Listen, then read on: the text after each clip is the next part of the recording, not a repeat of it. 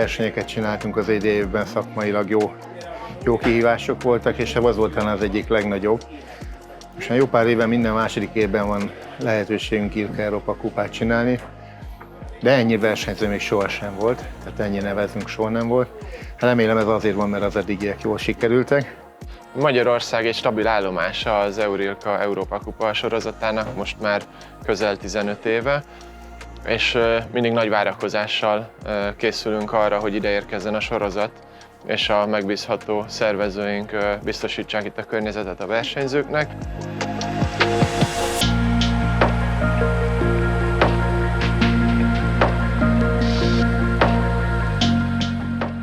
It's actually here the third time. I used to sail here all the previous Europe Cups, 2 of them. And first time I sailed here in ILKA 4 and then in ILKA 6. And last year I also won some awards, I don't remember which place it was, but this year I won first place, which I think is good. In general it's a good place because the club itself is good and the wind is, even though it's quite light, it's still good. Nagyon jól éreztem magam, szerencsés vagyok viszonylag, hogy ilyen jó helyezést tudtam elérni az első versenyemen, ILKA 6 osztályban, és hát természetesen jó érzés volt, igen. Tapasztalatot szereztem, mint minden versenyen, bár már egy sok éve vitorlázok itt a Balatonon, de mindig meglepetést tudhatok okozni. Én nagyon örülök neki, hogy második helyezett lettem. Igaz, nagyon nehéz volt, de én azt gondolom, hogy a kis szél az nekem kedvezett ezen a versenyen.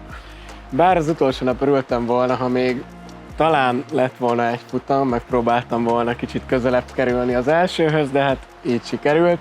Mindegy, én boldog vagyok így is.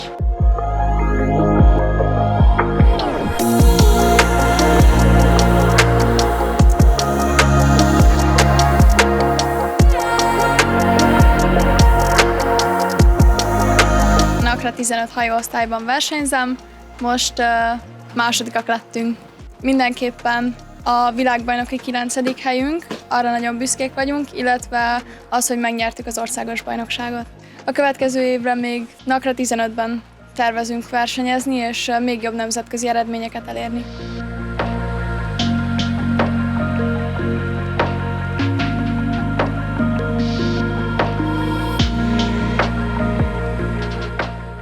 Nagy öröm volt az, hogy majdnem 180 hajó, közel 20 országból vett részt a versenyen, még Európán kívüli országok is megjelentek Magyarországon. Ez mindenképpen az osztálynak, a magyarországi bázisnak az erősségét mutatja. 177 ilyen hajót elhelyezni 4 kikötőre volt szükségünk. Nagyon köszönjük a Vitorlás Szövetségnek, az MVM-nek és a THN-nek, hogy partnerek voltak abban, hogy ezeket a hajókat el tudtuk helyezni. Kicsit megtréfált bennünket a végére az időjárás, de hát ez egy ilyen műfaj. Összességében viszont nagyon jó visszajelzéseket kaptunk. Volt, aki már 2-3 héttel előtte megérkezett és itt edzett. Több olyan versenyző volt, aki azért nagyon komoly eredményekkel rendelkezik. 4-en voltak, akik olimpikonok, és 2 hétig itt edzettek a mi gyerekeinkkel együtt. Szóval ez egy kiváló lehetőség, és nagyon-nagyon jó lehetőség arra, hogy szakmailag fejlődjön mindenki. Sajnos a parton sok programra volt szükség, mert sokat voltunk a parton, de hála Isten jól működött a büfé, el tudja magát foglalni a társaság. Én annak örülök, amikor látom, hogy ezek a fiatalok egymással beszélgetnek, egymással társalognak. Ez óriási dolog manapság, hogy ilyen világpolgárok tudnak lenni.